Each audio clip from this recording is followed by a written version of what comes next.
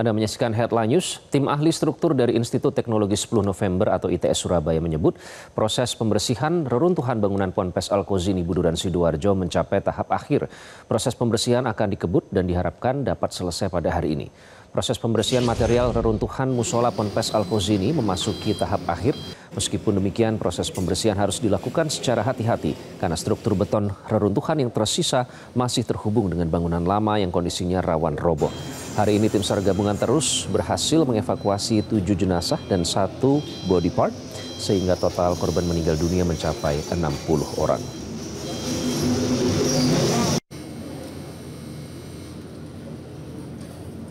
Sepuluh kantong jenazah tiba di Rumah Sakit Bayangkara, Surabaya, Jawa Timur. Hingga malam ini, di hari ke-8, proses evakuasi korban bangunan Ponpes Al-Kozini ambruk.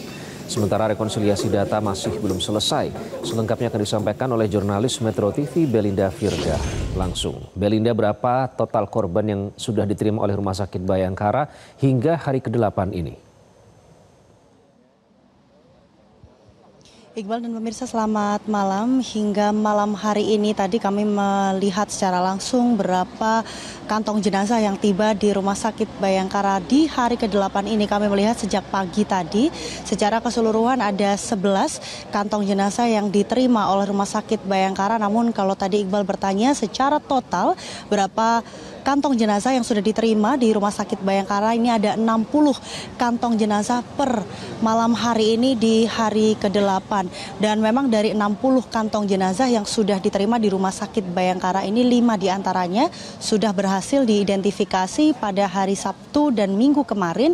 Dan kelima jenazah ini sudah diserahkan ke pihak keluarga. Ini artinya kalau kita melihat dari total kantong jenazah yang diterima oleh Rumah Sakit Bayangkara masih ada 55 kantong jenazah yang masih dalam proses identifikasi. Dan hingga malam hari ini rekonsiliasi pun masih belum usai. Tadi kami mengikuti proses rekonsiliasi data atau pencocokan data antar ahli forensik di Rumah Sakit Bayangkara ini dimulai sejak pukul 15 waktu Indonesia Barat. Apa fungsi rekonsiliasi data ini adalah untuk mencocokkan dari hasil tes DNA yang kemungkinan ini sudah didapatkan oleh Rumah Sakit Bayangkara dan juga hasil identifikasi yang dilakukan oleh RS Bayangkara itu sendiri dari data primer maupun sekunder. Dan memang sejak sore tadi, sejak rekonsiliasi dimulai, ini memang sejumlah ambulans sudah mulai berdatangan. Diperkirakan malah hingga malam hari ini sudah ada belasan ambulans yang standby karena informasi yang kami dapatkan ini diduga bahwa malam hari ini akan ada data yang rampung atau selesai diidentifikasi sejumlah korban sehingga dari pihak Rumah Sakit Bayangkara pun sudah mulai menghubungi anggota keluarga untuk nantinya akan ada proses selanjutnya.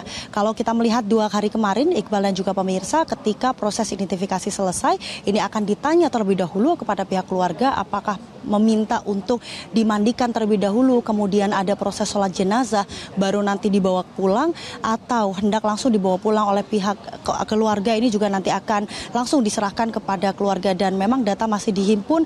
Kami pun awak media juga masih menunggu sebenarnya berapa di hari ke-8 ini data korban yang berhasil diidentifikasi.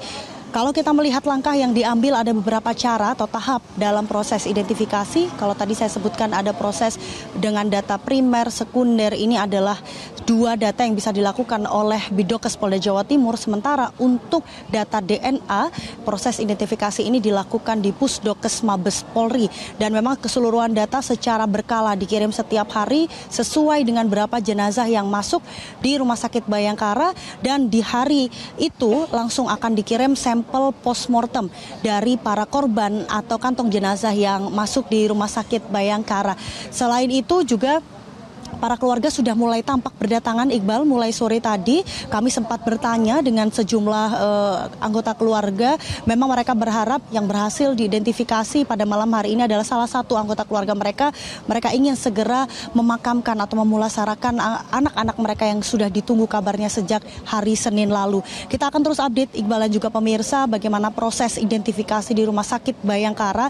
Karena tadi kita sempat bertanya kepada Kabidokes Polda Jawa Timur menyebutkan bahwa upaya percepatan identifikasi ini terus dilakukan karena ada banyak anggota keluarga yang hingga malam hari ini masih menunggu kabar di Rumah Sakit Bayangkara. Sementara demikian kembali ke studio, Iqbal.